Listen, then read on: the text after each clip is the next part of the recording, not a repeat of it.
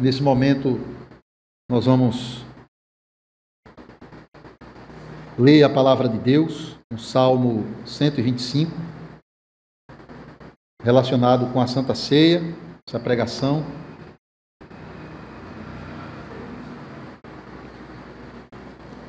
Aqui fala, irmãos, que Deus nos livra do mal e nos faz um grande bem. E esse livrar do mal e fazer o bem tem a ver com aquilo que Cristo realizou por nós na cruz, a nossa redenção. Essa salvação que Cristo promete não é para todas as pessoas, mas para todas aquelas pessoas que de fato confessam Cristo como seu Senhor e Salvador, e para todas aquelas pessoas que confiam nele. Salmo 125.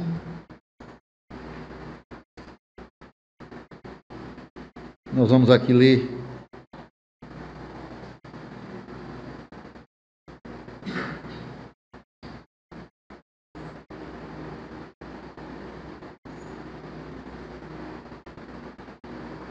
Salmo 125.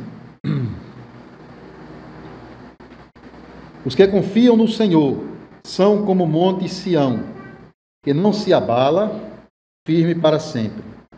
Como em redor de Jerusalém estão os montes, assim o Senhor em derredor do seu povo, desde agora e para sempre. O cetro dos ímpios não permanecerá sobre a sorte dos justos, para que o justo não estenda a mão à iniquidade. Faze o bem, Senhor, aos bons e aos retos de coração. Quanto aos que se desviam para sendas tortuosas, levá-los ao Senhor juntamente com os malfeitores. Paz sobre Israel. Amém. Vamos orar mais uma vez.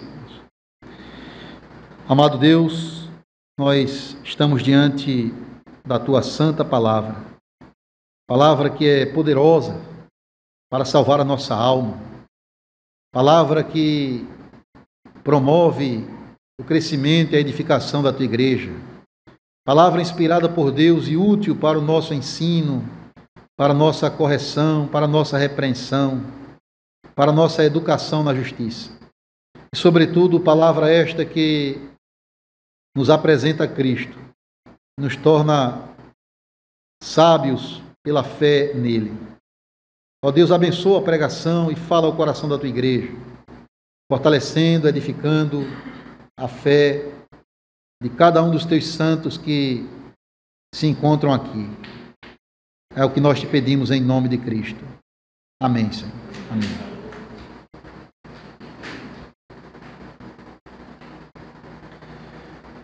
Amada igreja do nosso Senhor Jesus Cristo, a igreja do nosso Senhor, ela está sujeita à perseguição desde o princípio do mundo. Irmãos, o Senhor, Ele nos fez uma promessa maravilhosa. Ele nos prometeu entrar na vida eterna. Ele garante, e nós vamos ver isso na pregação à noite, dia do Senhor 22, que nós herdaremos um paraíso glorioso, um novo céu e uma nova terra, onde habita perfeita paz e justiça. Mas o paraíso ainda está adiante de nós. Não chegamos lá. E o caminho para chegar lá, o próprio Cristo disse, é apertado e estreito. Jesus, ele encorajou a igreja dizendo, eu venci o mundo. Mas ele também destacou naquele contexto, vocês terão aflições neste mundo. Irmãos, o Senhor disse, se perseguiram a mim, também perseguirão a vós outros. De fato, irmãos, todos aqueles que querem viver piedosamente em Cristo, eles sofrerão perseguição. Paulo disse isso. E ele também diz em Atos 14, 22, que por meio de muitas tribulações, importa para nós entrar no reino de Deus. Então não temos nenhuma dúvida, nenhuma dúvida em relação ao fato de que, como igreja de Cristo, estamos sujeitos a enfrentar perseguições na nossa caminhada de fé. A questão não é essa. A questão é como nós vamos reagir diante da oposição e do ódio do mundo contra os verdadeiros crentes. Meus amados, nós não sabemos quem escreveu o Salmo 125, não temos aqui o título do autor e nem tampouco o contexto em que esse salmo, em que a experiência do salmista levou ele a escrever este hino aqui. Mas fica evidente para nós, no conteúdo do salmo, que o salmista está falando no contexto de perseguição aos fiéis. Veja que ele fala no versículo 3, ele fala do cetro dos ímpios, que aflige o justo e que pode, porventura, levar o justo a estender a mão à iniquidade. Não é esse o desejo dele, ele não quer que isso aconteça, mas isso é uma realidade, irmãos. Perceba que essa expressão cetro dos ímpios, e a palavra cetro traz a ideia de poder, de governo, então envolve um poder mundano, seja político ou econômico, ou qualquer tipo de poder que se levanta contra o Senhor e contra a sua igreja. Fica claro aqui que o salmista está escrevendo numa época em que o próprio povo de Deus estava debaixo de um governo ímpio. Pode ser que era um rei que fez o que era mal perante o Senhor, e foram vários deles. Veja que todos os reis do norte, né, das 10 tribos de Israel, fizeram o que era mal perante o Senhor, alguns mais, outros menos.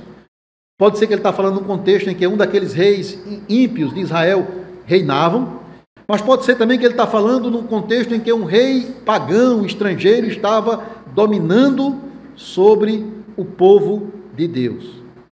E essa impiedade vinda de cima, né, daqueles que estão à frente do governo do povo, ela poderia contaminar toda a sociedade e trazer uma tentação para o justo também, com medo de ser perseguido, ou com medo de sofrer até a própria morte por causa do seu testemunho, estender a mão à iniquidade.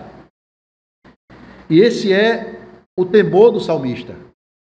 Essa é a razão pela qual ele escreveu este salmo, para que Deus possa nos guardar e nos proteger, irmãos, diante da perseguição do mundo, de nós sucumbirmos a essa perseguição e estendermos a mão à iniquidade.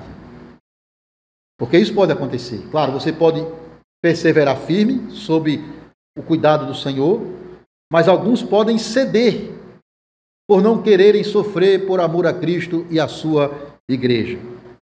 Mas veja, o salmista expressa a sua confiança de que o Senhor está do lado dos fiéis, de que maior é aquele que está conosco do que aquele que está no mundo. E ele tem essa confiança, irmãos, que o Senhor, ele não permitirá que os seus fiéis se corrompam, mesmo num contexto de perseguição debaixo de um governo ímpio. E isso é o resumo da mensagem do Salmo 125. O Senhor protege, o Senhor guarda o seu povo em meio à impiedade deste mundo. E nós vamos entender o que é esse guardar de Deus, o que é esse proteger de Deus.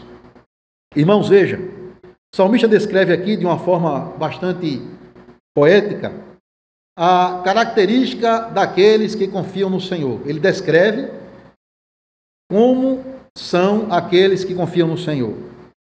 Mas antes de observar essas características que ele apresenta aqui, precisamos entender o que é confiar em Deus. Ele fala daqueles que confiam no Senhor, mas o que é confiar em Deus? Primeiro, você não pode confiar em quem você não conhece. Você precisa conhecer profundamente uma pessoa para depositar nela a sua confiança. Até nos nossos relacionamentos humanos é assim, principalmente no casamento. Para que aquela união se estabeleça e se torne estável, tem que haver um princípio de confiança, de conhecimento e confiança. Mas ainda, irmãos, em relação ao nosso Deus. Para confiar em Deus, nós precisamos primeiro conhecê-lo. E para conhecer a Deus, nós precisamos voltar os olhos para a Bíblia. Porque ela nos mostra não só o que Deus faz, mas quem Ele é para nós. O nosso Deus, irmãos, o salmista está falando aqui daqueles que confiam no Senhor. E percebam que essa palavra Senhor, em letras garrafais, né, em letras maiúsculas, ela descreve o Deus da aliança. O Deus que, Yahvé, né, o Deus da nossa salvação, que nos escolheu para sermos dele, que nos revelou o seu amor, a sua bondade, a sua misericórdia. E confiar neste Deus, por exemplo, envolve para nós confiar na sua sabedoria. Entender, irmãos, que ele tem um caminho muito melhor do que o nosso. Que ele tem uma ideia, um plano muito mais favorável, muito mais adequado ao seu propósito. Que Deus sabe o que está fazendo conosco. Que Deus sabe para onde está nos levando. E o fim desejável de Deus, de fato, é a glória dele manifestada no bem maior do seu povo, que é a sua salvação. Então, confiar que Deus é sábio. Podemos não entender os seus caminhos, mas sabemos que ele tem um bom propósito no final. Confiar em Deus é descansar no seu poder. É saber que esse Deus que, embora não o vejamos ainda com os olhos da carne, cremos pela fé que ele existe, que ele é real, que ele é poderoso, que ele está no controle da história, conduzindo todos os acontecimentos para concluir a obra que iniciou em nós. Confiar em Deus é você estar apegado a Ele, porque Ele é bom, irmãos. Confiar em Deus é você descansar na bondade divina. É saber que nós somos os seus filhos amados, que Ele nos adotou por sua misericórdia. E, portanto, Ele vai cuidar de nós. Portanto, Ele vai dispensar a sua bondade a nós. Descansar em Deus é você saber que Ele é fiel para cumprir as suas promessas. É que tudo aquilo que Ele prometeu na sua palavra, Ele vai cumprir. Porque, ao contrário de nós, Ele não mente. Ele não volta atrás na sua palavra. Não importa o que aconteça conosco, aqui e agora. O Senhor, que é fiel, nos conduzirá em triunfo para a glória celestial. Isso é confiar em Deus. Mas quem são estas pessoas que confiam em Deus?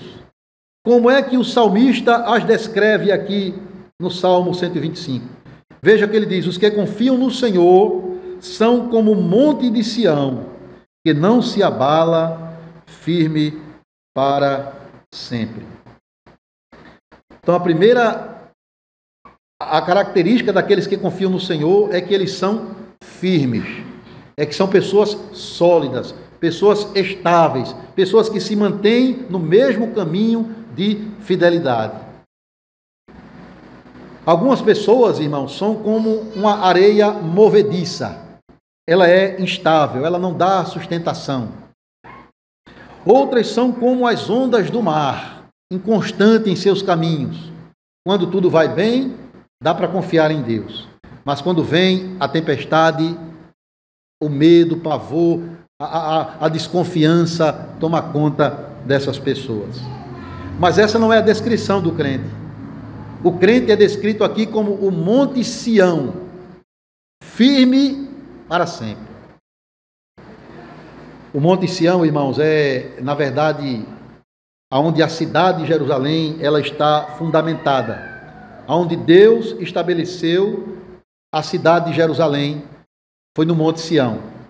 Israel é um país geograficamente muito acidentado, com muitas montanhas ao seu redor. E a cidade de Jerusalém ela está nesse contexto de montes, cercada de montes. Na verdade, ela está fundamentada num monte, e esse monte se chama Sião. E a figura aqui do monte, do crente ser comparado ao monte Sião, é a ideia de que nós somos firmes e estáveis, como um monte estabelecido por Deus. Ele é o fundamento da sua igreja. Da mesma forma que o monte Sião sustenta Jerusalém, na qual ela está situada, o Senhor sustenta o seu povo pelo seu poder. Irmãos, é Deus quem faz isso. É Deus quem nos torna pessoas firmes e sólidas em nossa caminhada de fé. Não vem de nós mesmos. Se a fé fosse fruto da nossa força, do nosso livre-arbítrio, nós vacilaríamos nas primeiras oportunidades, nas primeiras dificuldades que surgissem.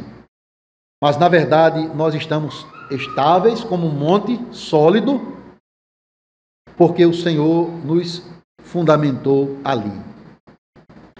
Mas aqueles que confiam no Senhor, eles também são descritos aqui como aqueles a quem o Senhor está ao seu redor. Verso 2. Como em redor de Jerusalém estão os montes, assim o Senhor em derredor do seu povo, desde agora e para sempre. Não foi por acaso que o Senhor estabeleceu Jerusalém, que era a cidade santa dos judeus, né, do Antigo Testamento, e que, de certo modo, prefigura a Igreja de Cristo. Não foi por acaso que ele a estabeleceu num contexto, numa região montanhosa, porque aqueles montes favoreciam a proteção e a segurança de Israel dos ataques dos inimigos. Vocês sabem que antigamente as cidades, elas tinham, para se fortificar contra os inimigos, eles tinham que construir muralhas e colocar os atalaias, os vigilantes, para dar o sinal quando o inimigo estava se aproximando, para que eles pudessem se organizar para a batalha.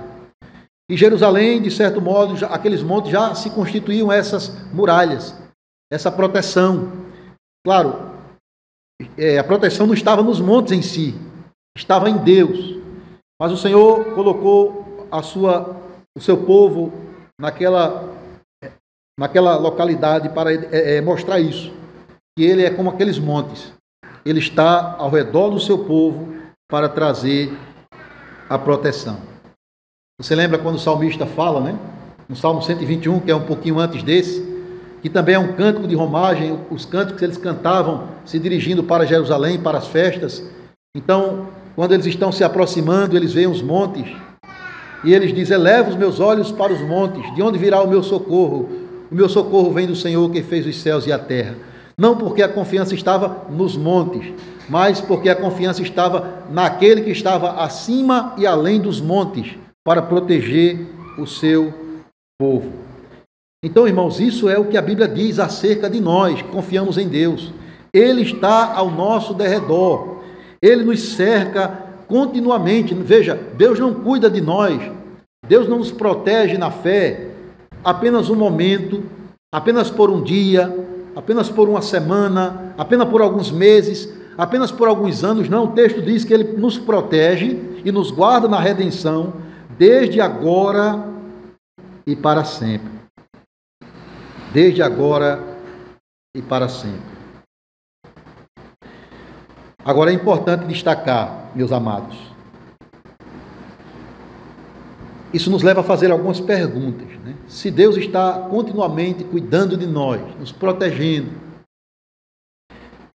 nos fortalecendo, nos cercando, né, ao nosso derredor, então por qual razão muitos membros do seu povo estão sofrendo perseguição?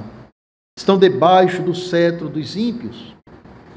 Por que tantos crentes sofrem injustamente diante de toda sorte de oposição e perseguição da parte deste mundo incrédulo sob a liderança de Satanás?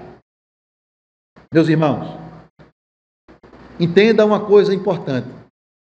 O compromisso de Deus em nos fortalecer, em nos cercar, não é uma promessa para nos dar uma vida fácil e isenta de sofrimento e de oposição. Não é isso que Deus está prometendo. Pode ler a sua Bíblia de Gênesis a Apocalipse. Você não vai encontrar uma única promessa de Deus para nós, afirmando que nenhum mal nos sobrevirá neste mundo, que nada de ruim pode nos acontecer neste mundo. Alguns até pegam algumas promessas e as distorcem em relação a isso. Como o Salmo 90, por exemplo, nenhum mal te sobrevirá. Como o Salmo 121, que fala que nenhum mal, estará sobre nós, Ele nos livrará de todo mal. Não é isso. Deus não está aqui prometendo uma vida isenta de sofrimento e dificuldade. O que ele promete é estar conosco também na angústia, na provação. O salmista disse isso muito claro, no caso de Davi, no Salmo 23, ainda que eu ande pelo vale da sombra da morte, o Senhor estará comigo ali. Ele não promete livrar você e a mim da fornalha. Pode ser que ele nos coloque numa situação de perseguição, como fez com os amigos de Daniel. Mas ele promete estar conosco naquela fornalha. A promessa do Senhor, irmãos, é que, embora o cetro, o governo dos ímpios, o domínio dos que se levantam contra a igreja, venha nos afligir, a verdade é que eles não prevalecerão contra aqueles que confiam no Senhor. Pense no profeta Elias, como o cetro dos ímpios se abateu sobre ele. O rei Acabe, que fez o que era mal perante o Senhor, motivado pela mulher mais perversa da Bíblia, Jezabel, a sua esposa, e que se levantou contra o profeta e perseguiu o profeta do Senhor, mas veja, ele não estendeu a mão à iniquidade. Ele não se uniu aos 450 profetas falsos daquela senhora perversa. Não. Ele se manteve fiel ao Senhor. E da mesma forma, Daniel e seus amigos, diante do cetro dos reis da Babilônia, dos falsos, dos reis da Babilônia que perseguiram o povo de Deus. Da mesma forma, Estevão, irmãos, quando foi apedrejado, injustiçado, perseguido, o primeiro mártir da história cristã, da igreja. E veja como o Senhor esteve com ele na sua aflição. O Senhor não o livrou das pedradas, mas o Senhor se manifestou a ele, de modo que ele olha para o céu e vê o Senhor no seu trono, e ele se consola naquele momento, e ao mesmo tempo o Senhor o acolheu naquela mesma hora, a sua alma foi para o Senhor. Seria eu um pregador mentiroso se chegasse aqui e prometesse a você toda a sorte de bênção, toda vitória, você vai ganhar a sua vitória, nenhum mal te sobrevirá, você não vai ficar doente, você não vai ficar desempregado, você vai ter tudo do bom e do melhor. Infelizmente, essa é a pregação da maioria dos falsos pregadores deste tempo, que querem criar um paraíso na terra, quando aquilo que Deus promete para nós, no sentido de nos livrar de todo o sofrimento mesmo, é algo que está por vir, é algo que está assegurado para nós sim, mas apenas no novo céu e na nova terra. Deus não promete uma vida de regalias e facilidades para aqueles que seguem a Cristo, mas Ele promete guardar você, cercá-lo, protegê-lo do grande mal, do pior mal que pode existir. Que mal é este? Que você estenda a mão à iniquidade e pereça pela sua desobediência. Irmãos, esse é o mal maior do qual o Senhor está nos livrando todo momento, pelo qual Ele está nos cercando. Salmo 121, o salmista diz: o Senhor te guardará de todo o mal, não das aflições desse tempo, porque a nossa própria experiência de vida contraria isso, diante das dificuldades que enfrentamos, mas do mal maior, estender a mão ao pecado e perecer no inferno por causa do seu pecado. Ele não permitirá que estendamos as mãos à iniquidade, no sentido de, não é que a gente não venha a cometer algum pecado, mas é no sentido de que Ele não vai nos permitir abandoná-lo, virar as costas para Ele, para voltar ao mundo de incredulidade. Não, porque Ele prometeu nos guardar na salvação do princípio até o final. Ele prometeu completar a boa obra que iniciou em nós. Perceba que o salmista, ele roga a Deus que não somente nos proteja de levantar a mão à iniquidade, diante da perseguição dos ímpios. Mas ele também fala aqui, ele roga ao Senhor, para que o Senhor faça o bem, não a todos, mas aos bons e retos de coração. Verso 4, faze, Senhor, o bem aos bons e aos retos de coração. O grande problema é entender que bem é esse. O grande problema de muitos é interpretar erroneamente o significado desse bem pelo qual o salmista roga e clama ao Senhor. Muitas vezes esse bem é visto apenas numa perspectiva humana, temporal, terrena. Às vezes você vê alguém prosperando na vida e diz, rapaz, você viu fulano está bem, fulano está bem.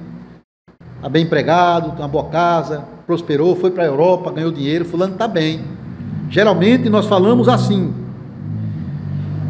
definindo o bem de acordo com, não com o bem-estar da nossa alma, mas com aquilo que a gente adquire e ganha neste mundo. Boa saúde, família agradável, boa estabilidade financeira, esse é o bem. E muitas vezes nós limitamos o texto.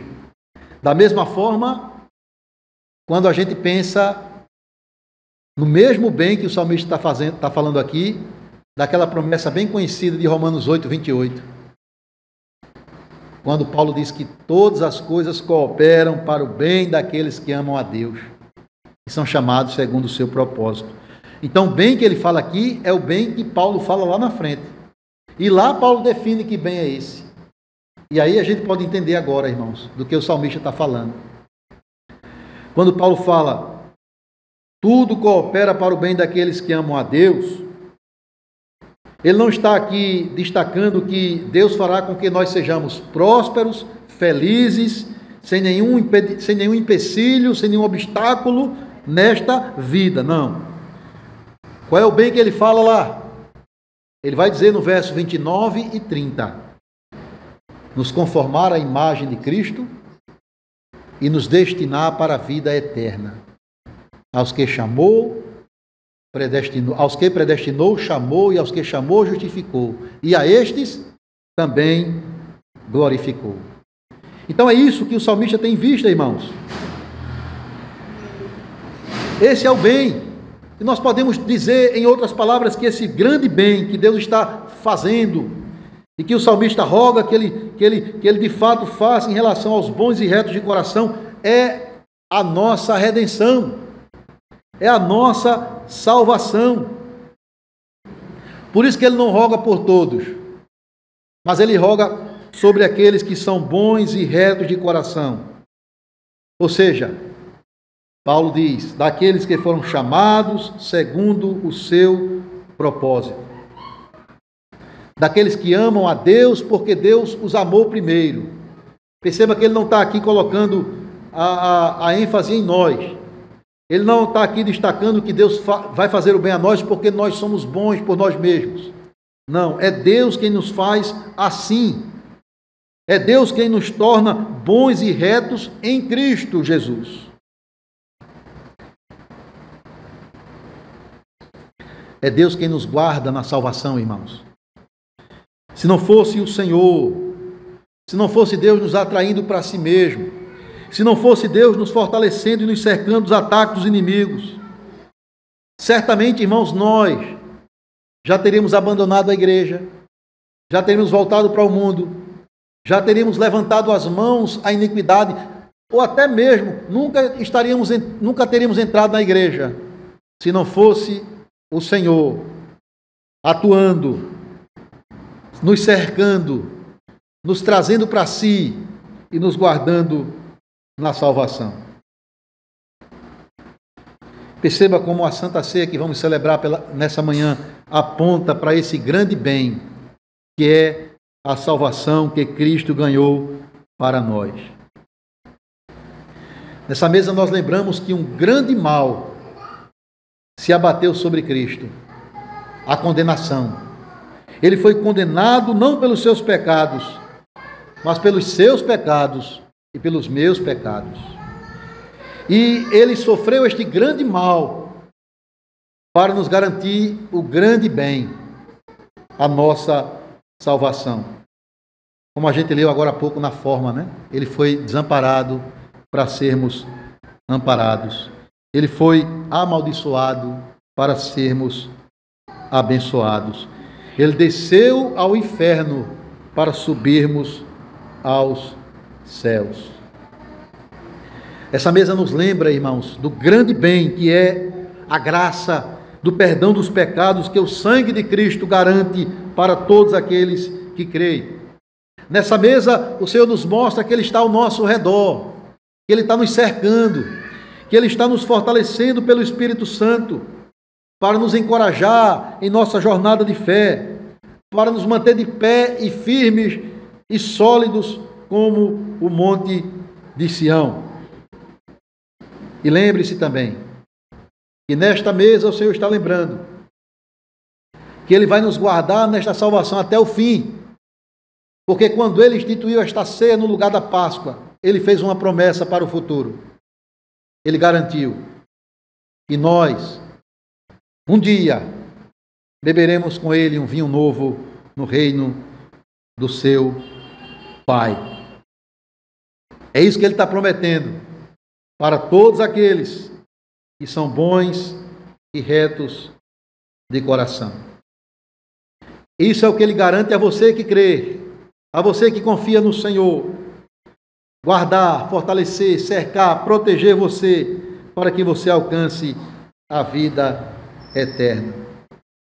Mas, amados, preciso dizer também que não é isso que o Senhor promete ao ímpio, ao perverso, ao que se mantém em seus pecados, aos que se rebelam contra Ele e o seu Evangelho.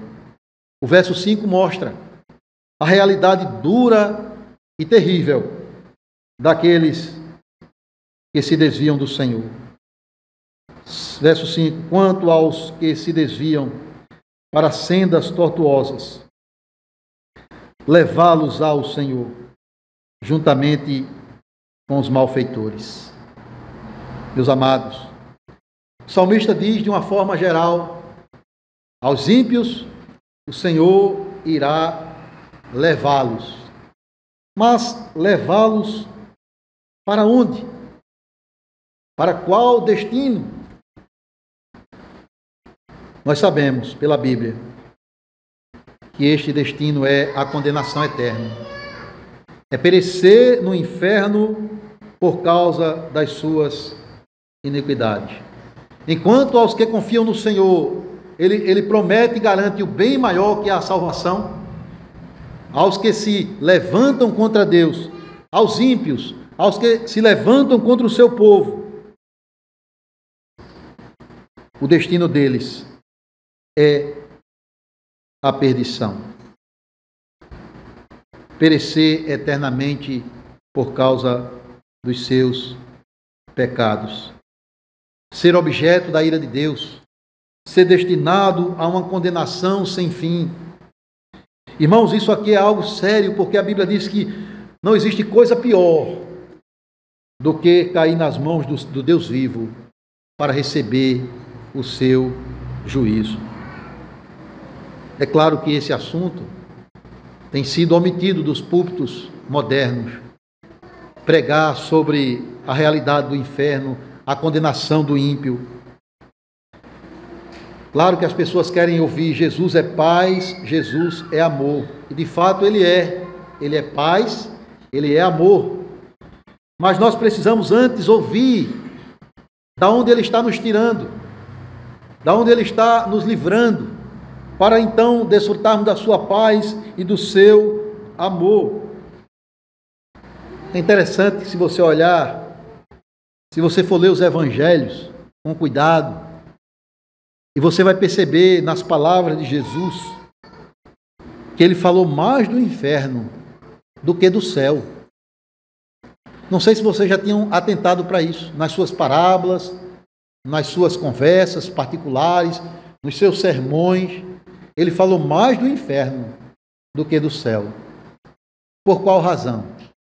para advertir os pecadores, para fugir da ira vindoura e se abrigar nele como seu refúgio, como seu Salvador. Por isso que ele é um bom médico, ele é chamado médico dos médicos. Porque antes de oferecer a cura, ele aponta o problema, ele faz um diagnóstico, ele diz: o seu problema é o pecado, e se você persistir nesse pecado, você vai perecer. Por isso que ele usa uma tragédia que aconteceu lá naquela época, quando uma torre, desabou sobre algumas pessoas, e as pessoas ficaram dizendo: será que eles eram mais pecadores do que nós por sofrer esse acidente? E Jesus fala: não, isso aconteceu para que vocês que estão vivos estejam alertas, porque se vocês não se arrependerem, vão perecer da mesma maneira. Meus amados, é isso que nós temos que fazer como igreja.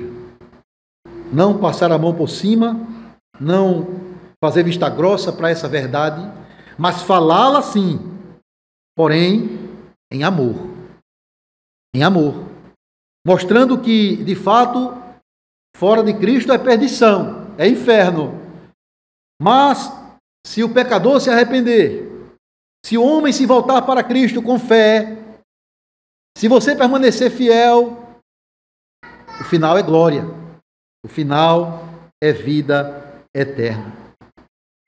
Por isso que o salmista, ele não termina nesse tom de condenação para os ímpios, mas ele faz uma última petição ao Senhor.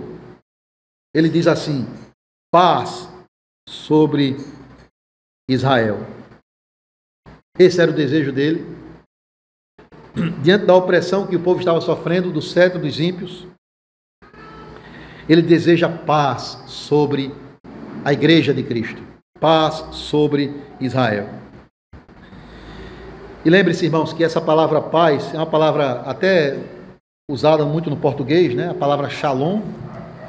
E essa palavra, o seu sentido original, não quer dizer ausência de guerra, ausência de sofrimento, mas ela quer dizer um relacionamento estável e harmonioso, íntegro, com Deus e com o nosso próximo. Sempre que um judeu dizia para outro, Shalom Adonai, que a paz do Senhor esteja com você, a ideia era essa, que você esteja em paz com Deus, com o seu relacionamento correto e restaurado com o Senhor. Esse pedido do salmista, ele só é possível em Cristo, porque Cristo é o príncipe da paz. Irmãos, nós já temos esta paz em certo sentido. Nós já temos essa paz no sentido de que fomos reconciliados com Deus. Nós temos paz com Deus, nós não estamos mais debaixo de condenação. Nós temos também essa paz que vem do Espírito Santo, é a paz de Deus, é aquela tranquilidade, é aquela alegria, é aquela confiança em Deus, mesmo no meio da tempestade. Mas nós temos essa paz também com os nossos irmãos e irmãs em Cristo. Uma paz que a Santa Ceia também destaca, irmãos. Aqui, essa ceia fala de paz.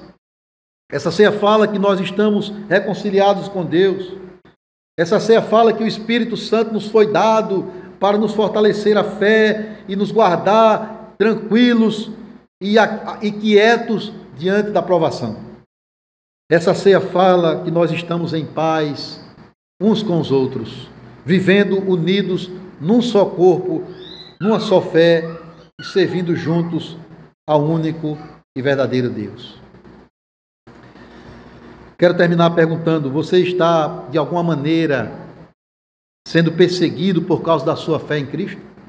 Sendo provado, sofrendo oposição da parte dos ímpios por causa da sua fé, talvez sendo tentado a estender a mão à iniquidade, apenas para manter o seu conforto, a sua tranquilidade. Isso pode acontecer com um jovem na universidade, diante de tantos jovens ímpios ali, todos os dias ali na cabeça dele, incomodando, perturbando. E ele pode se afligir com isso e desanimar e eu não suporto mais estender a mão à iniquidade.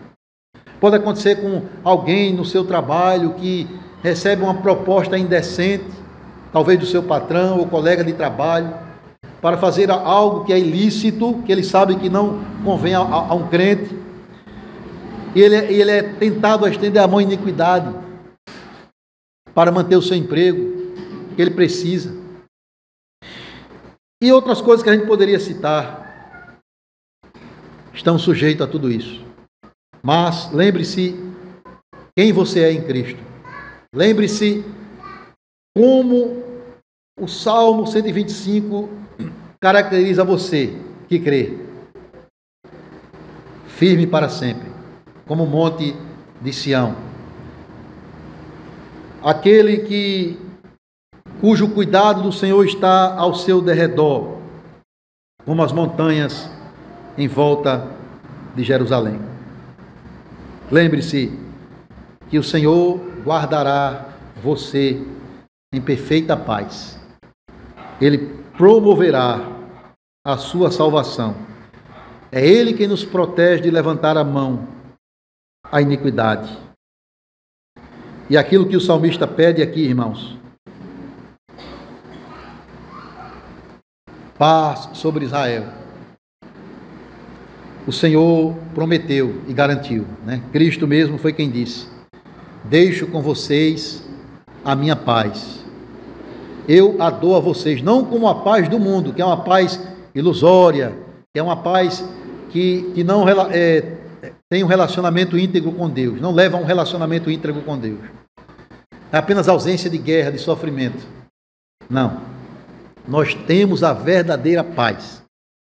Cristo já deu. Eu deixo com vocês a minha paz. E por isso ele diz: por isso não se atemorizem e nem fiquem perturbados nos seus corações. É isso que o Senhor garante a nós. E essa ceia que agora vamos celebrar tem esse propósito de fortalecer a sua fé, de fazer com que você saia daqui e enfrente a oposição do mundo, confiante no cuidado e na proteção divina. Consciente de que você está cercado pelo cuidado paternal e amoroso de Deus. Ele não permitirá que você seja tentado além das suas forças. Muito pelo contrário, com a aprovação que Ele colocar no nosso caminho, Ele também nos dará o livramento. Que Deus nos abençoe, meus irmãos, e que possamos nós descansar neste Deus fiel, poderoso, sábio e bom, para cuidar de nós e nos proteger e nos fazer fortes como o monte Sião. Amém.